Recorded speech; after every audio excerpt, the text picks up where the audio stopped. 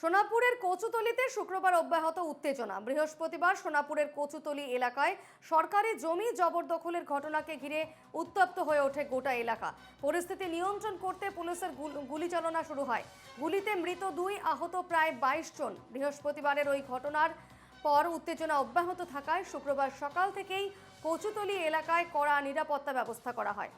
এলাকায় সাধারণ লোকের প্রবেশে বাধা, জবরদখলকারীদের বিরুদ্ধে কঠোর প্রশাসন এবং সকাল থেকেই আধা সামরিক বাহিনী গোটা এলাকায় টহল দেয়। ব্যারিকেড কড়া নিরাপত্তার ব্যবস্থা করা হয়েছে কচুতলি এলাকায়।